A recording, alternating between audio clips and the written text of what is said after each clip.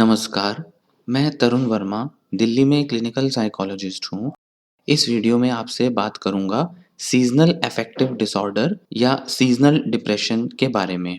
Seasonal affective disorder एक ऐसा depression होता है जो आता या जाता है सीज़न के हिसाब से मतलब ऋतुओं के हिसाब से। इसको कई बार विंटर डिप्रेशन भी कह दिया जाता है क्योंकि जो लक्षण होते हैं वो ज़्यादा दिखाई देते हैं या ज़्यादा सीवियर हो जाते हैं सर्दियों के टाइम पर, विंटर के टाइम पर। कुछ लोगों को जिनको सीज़नल अफेक्टिव डिसऑर्डर मतलब एसएडी के लक्षण होते हैं, वे गर्मियों में भी दिखाई देते हैं और वो सर्दियों में अच्छा महसूस करते हैं। तो ये जो बीमारी है, ये एक सीज़न में, एक ऋतु में दिखाई देती है, जैसे कि मान के चलें कि विंटर में ही ज़्यादातर लोगों को दिखाई देती है, तो सर्दियों में लक्षण आते हैं और सर्दियों के जाने के बाद लक्षण भी चले जाते हैं। कई बार इलाज के बिना ही चले जाते हैं और कई बार ये बने रह जाते हैं। जिन लोगों में कुछ और भी कारण होते हैं डिप्रेशन के या जिनको पहले भी डिप्रेशन रह चुका है या कुछ और सीवियरिटी के कारणों की वजह से, रिस्क फैक्टर की वजह से ये डिप्रेशन बना रह जाता है और तब दवा से या काउंसलिंग या थेरेपी के इलाज से इनको दूर किया जाता है। लक्षण क्या हैं सीज़नल अफेक्टिव डिसऑर्डर एसएडी के, सैड के? एक तो होता है परसिस्टेंट लो मूड, हमेशा एक मूड जो है वो लो बना रहता है, उदासी बनी रहती है।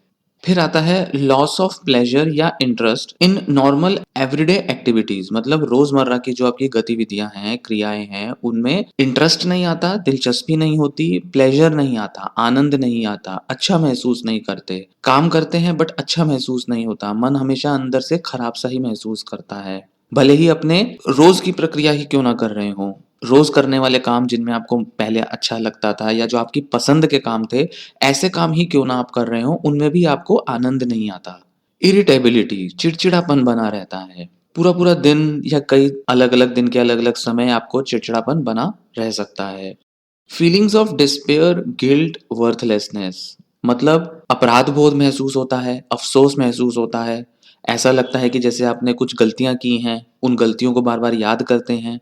वे की हों या ना की हों बट ऐसा महसूस होता है। वर्थलेस महसूस होता है, लगता है कि आप किसी लायक नहीं हैं। आप कुछ भी करेंगे, आपको कभी सफलता नहीं मिलेगी। आपके अंदर वो क्षमता नहीं है कि जिसके बल पे आप अपने को सफल बना सकते हैं या किसी भी काम को कर सकते हैं।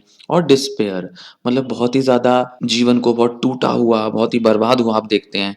ऐसा लगता है कि जीवन में कुछ भी अच्छा नहीं है, कुछ भी कभी अच्छा नहीं होगा, ऐसा महसूस होता है। Feeling lethargic, lack of energy और स्लीपी ड्यूरिंग द डे, मतलब आलस महसूस होता है। ऐसा लगता है कि शरीर में ताकत नहीं है, मन में ताकत नहीं है कुछ भी करने की। कोशिश भी करते हैं कुछ करने की तो किया नहीं जाता है क्योंकि थकान महसूस होती है और नींद सी आती रहती है दिन भर। Sleeping for longer than normal, आम तौर पे जितना आप सोते हैं उससे ज़्यादा आप सोना शुरू कर देते हैं। आम तौर पे तो 7 से 8 घंटे की नींद नॉर्मल होती है। आप ज़्यादा सोएँगे, 10-11 घंटे भी सो सकते हैं आप।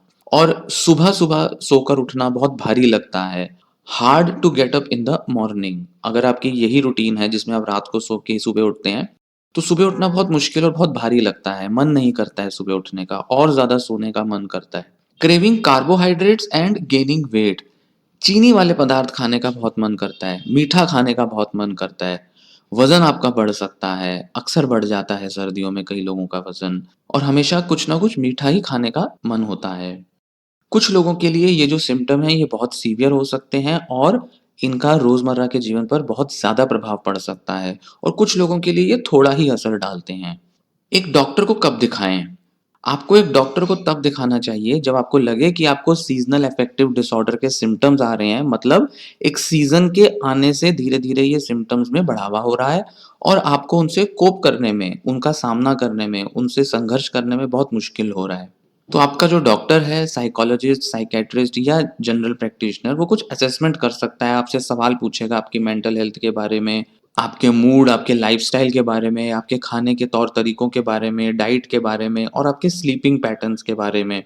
साथ ही साथ आपके विचारों में क्या बदलाव आया है सीज़न के बदलाव के बाद, इस बारे में भी आपसे काफ़ी सवाल पूछेगा। आत्महत्या के विचार आते हैं, नहीं आते हैं, ऐसे भी कुछ सवाल पूछे जाएँगे। एसएडी सीज़नल अफेक्टिव डिसऑर्डर किन कारणों की वजह से होता है? सटीकता से तो कारण एसएडी का नहीं पता है, अभी तक वैज्ञानिक नहीं जान पाए हैं।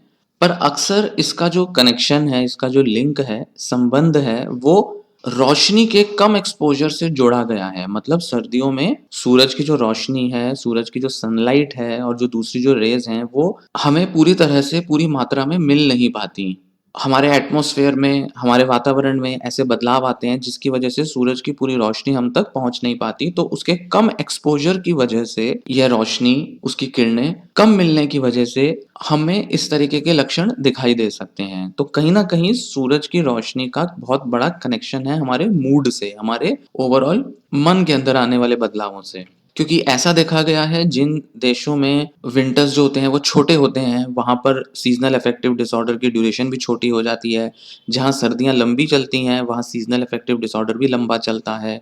या ये भी देखा गया है रिसर्चेज़ में कि जिन जगहों पर सूरज का एक्सपोज़र कम मिलता है, वहाँ पर ये अफेक्टिव डिसऑर्डर्स के सिम्पटम्स अक्सर देखने में आते हैं। तो कहीं न कहीं इन दोनों का लिंक आपस में एस्टैब्लिश किया गया है। मोटे तौर पे जो थ्योरी है वो ये कहती है कि जो सनलाइट की कमी से हमारे दिमाग का एक हिस्सा है हाइपोथैलेमस जो ठीक से काम नहीं कर पाता, जिसकी वजह से कुछ लक्षण देखने में आते हैं। हमारे बॉडी के अंदर कुछ बदलाव आ जाते हैं। जब हमारे को विटामिन डी और सूरज की किरणों से जो और केमिकल्स में जो बढ़ावा मिलता है, वो नहीं मिलेगा, तो हमारा दिमाग का जो हिस्सा है हाइपोथैलेमस वो काम नहीं करेगा। और उसके काम ना करने से ये 3 प्रभाव आएँगे मोटे तौर पर। कौन-कौन से? एक तो मेलाटोनिन का जो प्रोडक्शन है, उस पर प्रभाव पड़ेगा। मेलाटोनिन एक हार्मोन होता है, केमिकल होता है, जो हमें नींद लाने में हम मददगार साबित होता है। मतलब जिन लोगों में एसएडी होगा, उनमें मेलाटोनिन बढ़ जाएगा और उसके बढ़ने की वजह से हमें दिन भर में ज़्यादा नींद आती रहेगी। तो हाइपोथैलेमस में अगर ऐसा प्रभाव पड़े जिससे कि मेलाटोनिन बढ़ जाए, तो नींद ज़्यादा आती है। तो सूरज की रोशनी से ये प्रभाव पड़ता है। फिर सेरोटोनिन का प्रोडक्शन बदल जाएगा।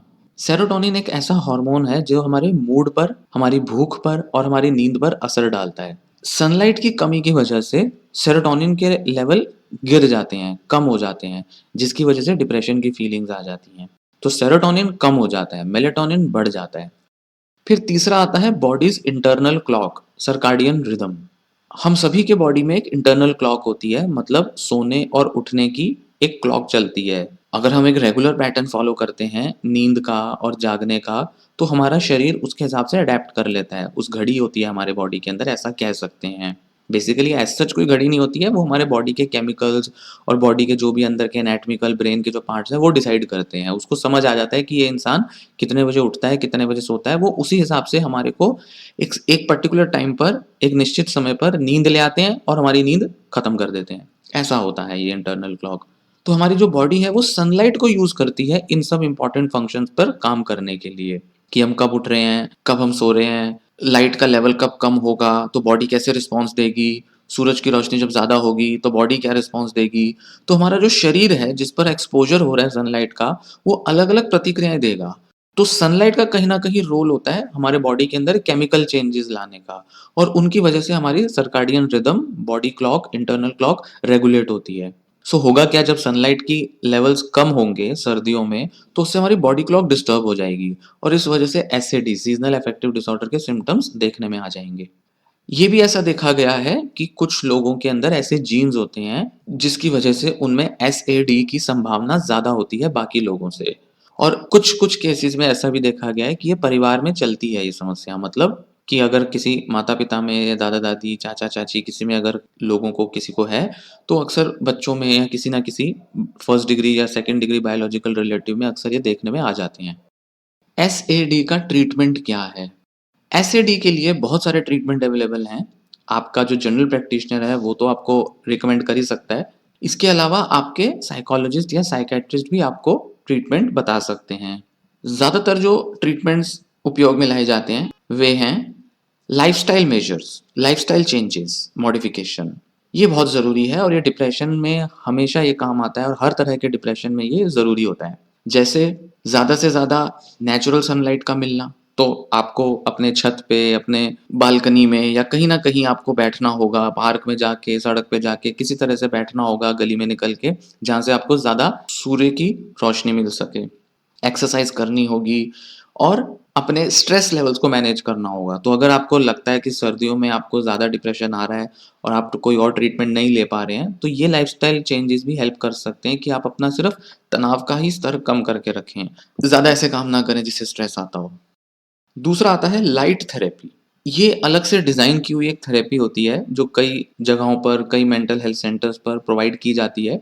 इसमें एक अलग सा डिज़ाइन किया हुआ एक बॉक्स होता है, लाइट बॉक्स होता है, लैंप होता है, जिससे एक पर्टिकुलर टाइप की रेडिएशंस या रेज़ निकलती हैं जो कि सन रेज़ के ही जैसी होती हैं और उनका एक्सपोज़र दिया जाता है।